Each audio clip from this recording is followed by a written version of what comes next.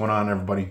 Back again with another video, and today we are looking at the CMMG Banshee MK47 or Mutant.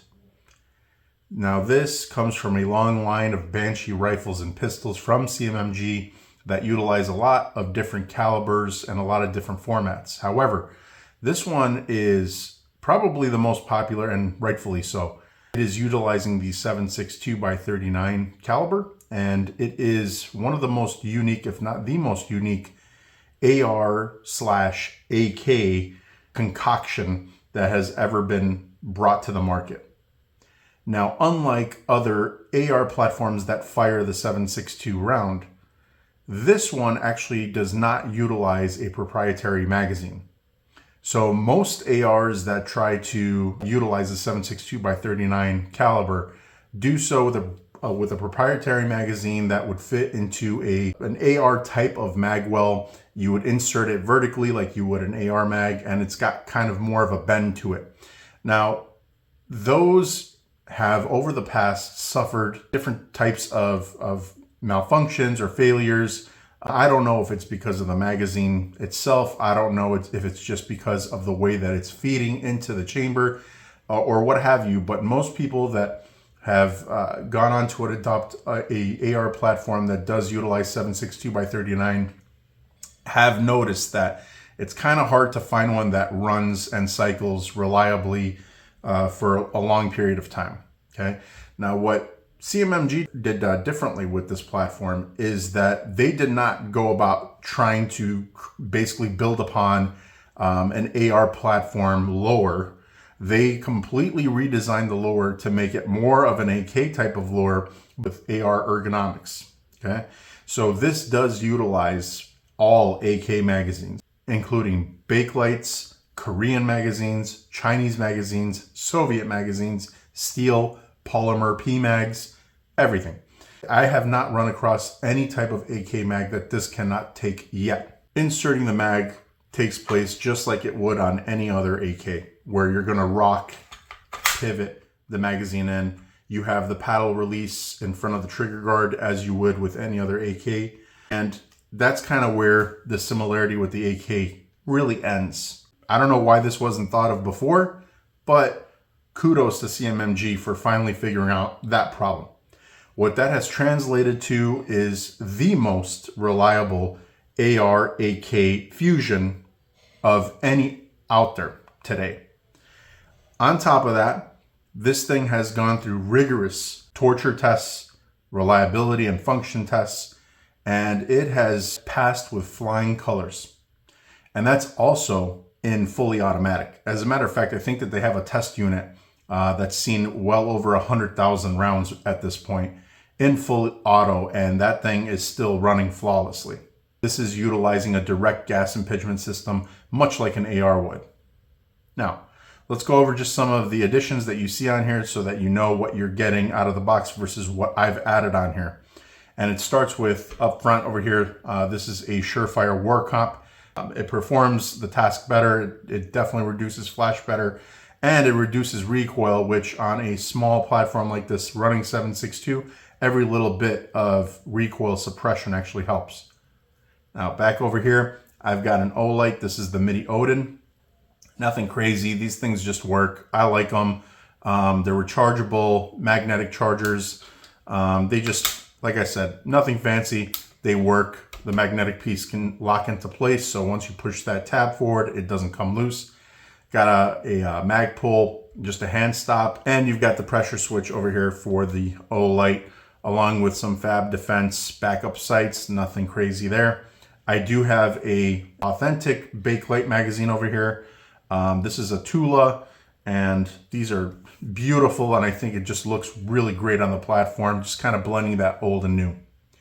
Up top, we got a Vortex AMG. This is the Gen 2 UH-1 holographic sight. It's big, it's bulky, and a lot of the lines kind of flow with the very modern design of the CMMG Banshee. Back over here, this is probably the most unique of the additions that I've got. This is a Deadfoot Arms PDW brace, and a lot of people have already asked, and yes, it runs flawlessly with this on here. Now, that's not by accident. I did reach out to them prior to purchasing it to make sure that it would run with the Mutant. And they did claim that any type of AR or AK pistol setup that has a pistol buffer tube, it would work on, which this came with a pistol buffer tube initially. So got that swapped out, and I have run it through several hundred rounds at this point without any type of flaws. And that's with the black spring that they give you. They give you a couple different springs to utilize in case you're having any type of cycling issues. And it has had no problems cycling through any of the ammunition I fed through it. So awesome, awesome setup. It's perfect for this small little platform to have this little PDW brace collapsing in 3 different positions. And then you utilize a proprietary tail hook design back over here. Now, outside of that, here's what you're getting with the CMMG.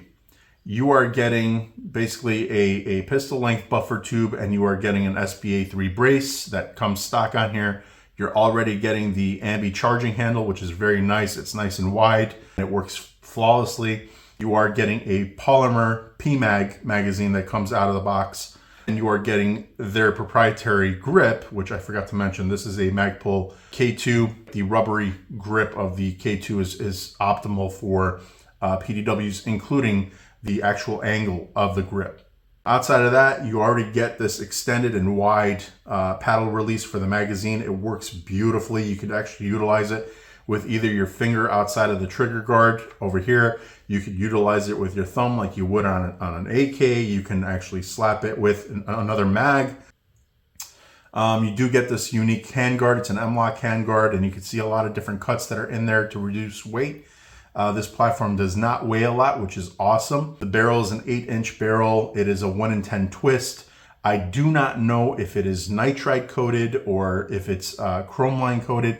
I have not been able to find that information, so forgive me for not being able to give you that type of information, but it is 4140 steel. And again, they do have that model that they've been basically touring around the country that has over 100,000 rounds through it, all basically fired in fully automatic, and that thing's still running with the same barrel. I'm sure that a lot of the rifling is out of that barrel by now, but whatever they're doing with the barrels, it's got to be something that's obviously going to last you a long time. Outside of that, you get a pretty standard looking BCG with this thing. It's not going to have any type of bolt release or lock back, and that's kind of weird, and it won't lock back on an empty magazine either. So much like an AK, you don't have that option, and that's kind of one of the drawbacks with using the AK style lower. You do get an ambi safety as well. The safety is very, very low key. As you can see, it's very flush, very tactile, very firm, and it has a 45-degree throw, which is nice over what you would normally get with an AR is a 90-degree throw, so you don't have to worry about this extending over the grip and kind of getting in the way of your knuckle or anything like that. It's super easy to take apart, just like any other AR. You have your 2 takedown pins over here. Once you pop this open, you can pivot the upper, take your charging handle and your bolt carrier out. And again, it's a direct gas impingement system, so cleaning it out would be exactly like you would with an AR. The gas system itself is, like I said, direct gas. It looks like a pistol length, but again, I don't think that this is utilizing a standard AR type of gas block. Outside of that, you know, that's all I can tell you about what you're kind of getting with this platform. What I can tell you about its use and you know how effective this would be, it would be an excellent PDW for a lot of reasons. First of all, compact size. The option to put some sort of a collapsing brace on here is awesome. And considering the fact that the Deadfoot Arms brace did work, I would not be surprised if the Magpul PDW brace worked on here as well. The fact that it is super reliable obviously is huge for a PDW. It utilizes a round that has a little bit more oomph, I would call it, in shorter distance situations, as the 7.62x39 would have over the 5.56. That is definitely a benefit. So it would be more comparable to something that's in 300 blackout, but with the cost of 300 blackout versus 7.62x39, that's another benefit of having something like this, is that you're not going to have to pay a lot to get a good supply of ammunition. So who is this meant for? This is meant for somebody that wants something nice and compact for a truck gun, hog hunting or coyote hunting on a big plot of land, something like that. This would be ideal. For home defense, it would definitely be ideal. I would say that it's most effective in close quarters, and anything within basically a couple hundred yards, this would be very, very suitable for. Trigger is very nice. It is utilizing essentially what is a AR trigger. It's going to be no travel, single stage trigger, right around a 4.5 to 5 pound pull. So right here, you're already at the wall. There is no movement, and it breaks after it moves about, I want to say, a couple millimeters. So the reset is nice and short. Let's go ahead and show you a close-up of that. Reset is about 2 millimeters. And again, the pull, maybe a little bit heavier than 4.5, 5. I want to say it's about 5.5, 6. So it is a little bit heavier than what you'd get with a standard AR, but nonetheless, it is nice and crisp. And it's got a very audible, very pronounced reset. And again, very solid, but very clean pull. The PDW brace from Deadfoot Arms utilizes this release over here, which is where your thumb would be after you press it in.